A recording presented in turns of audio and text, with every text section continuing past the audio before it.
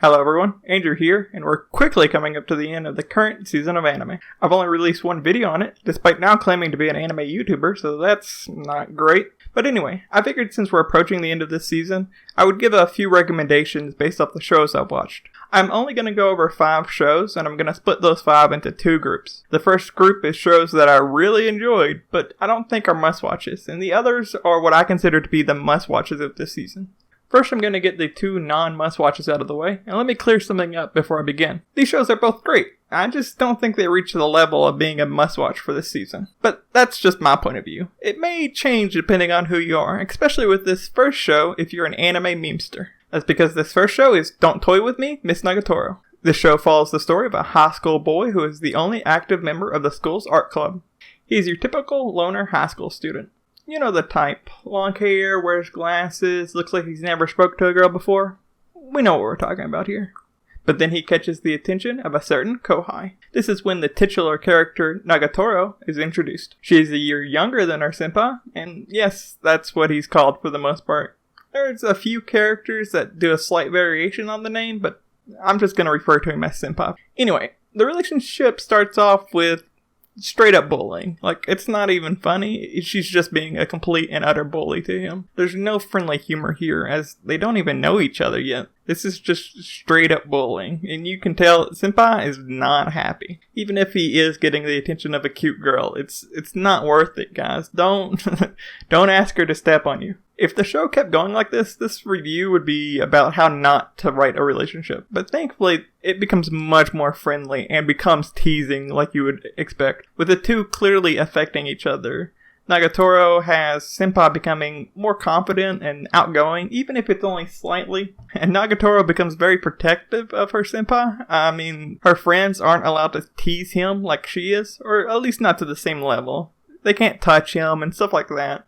And if they push the wrong buttons, then, well, you get a different kind of Nagatoro. You also may be wondering why these 2 would ever hang out at all. I mean, clearly Nagatoro is teasing senpai, but why does she keep coming back? To be honest, I think she sees his passion for drawing. That's what keeps drawing her back to him. She respects him and wants to spend more time with him. She also really enjoys teasing him, like, a lot. And after a while, I think he starts to enjoy spending time with her as well. The show is also known as the Smug Face show. I'm sure you've seen countless examples of her face, whether it be from the manga or the anime. But I think she has a more important face that she does, and that's when she gets embarrassed, or there's a progress in their relationship. This is the face I come back for. Not for the smug face or any of her friends, but for this face right here. People may come for the ecchi scenes, or they may come just for the memes, but I think people stay because of this relationship.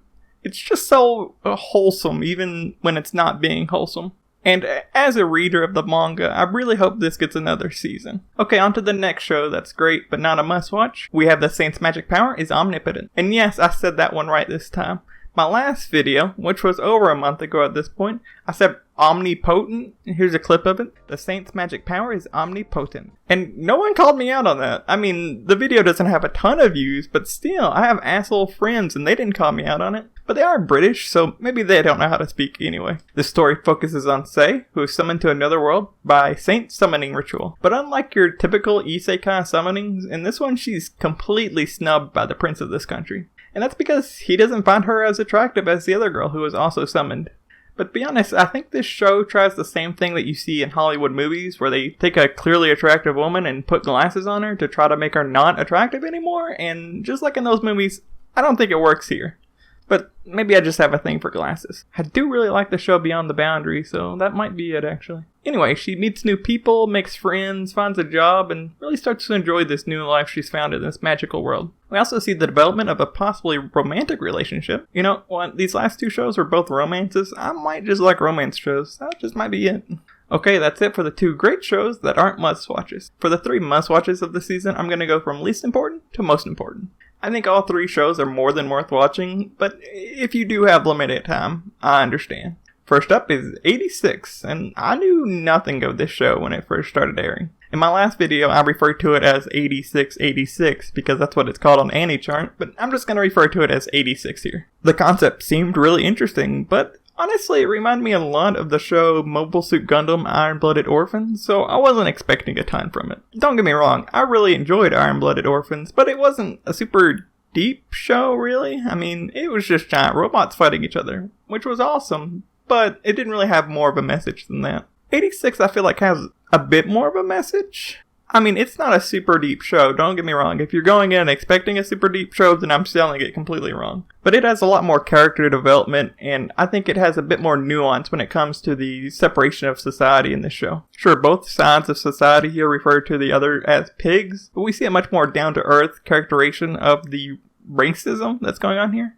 I didn't plan on it, but Down to Earth was pretty good there, because Iron-Blooded Orphans was a space show. But 86 does a really good job of showing not just the black and white of the situation, but some of the gray as well. It's not an anime, but you should totally watch Invincible on Amazon if you can. Great show, great show. A lot of times when it comes to shows like this, you never see any middle ground. It's always the people are 100% for the segregation of the human race or 100% against it.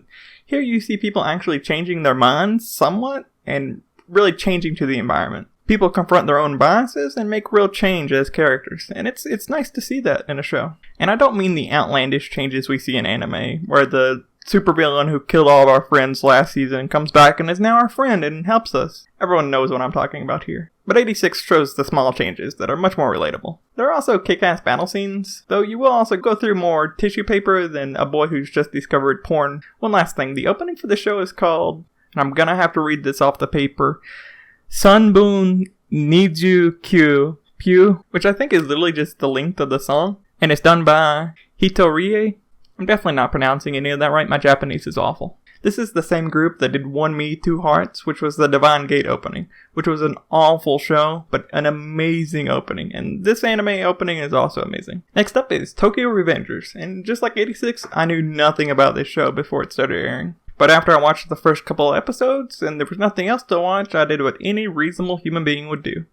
I binge read the whole manga over the next couple of days. The story follows Hanagaki Takamichi, who we first see as an adult male in his 20s who has lost his sense of direction in life. He hears on the news one day that his ex-girlfriend from middle school was killed due to gang violence. Then one day while waiting for the train, he gets pushed onto the tracks. I'm rewatching Saga of Tanya the Evil. Same thing happens in that show.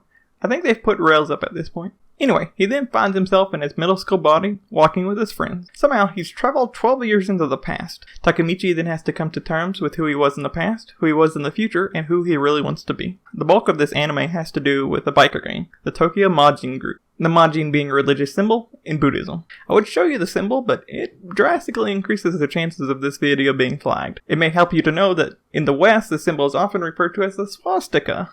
So I'm sure you can understand my hesitance. Tokyo Revengers is a show that I feel shows how true relationships are formed with our friends though, even if it's done in a somewhat outlandish fashion. And through the course of watching the anime and reading the manga, I've really come to care for these characters. The show also includes several very interesting fight scenes and several dramatic scenes as well, though it does tend to undercut those with a more comedic ending. Still, I think the show is worth a watch. The last show I want to talk about is To Your Eternity. Before I get started on the anime though, I just want to say how beautiful I think this show is. From the characters to the terrain, I think this show is absolutely gorgeous. And the opening is amazing. From the song to the visuals, it hits 100% for me. The story follows an orb that was thrown to the planet and transforms to match its surrounding. It landed on a rock, so it transformed into a rock. Later the rock grew moss, so it became moss. For much of its existence, it sat unmoving. That is, until a wounded wolf comes and dies on top of it. It then transforms to match its surroundings again, transforming into the wounded wolf. It then journeys across the snow. Eventually it comes across a settlement with just one boy living in it. The boy seems to have known the wolf before the orb transformed into it.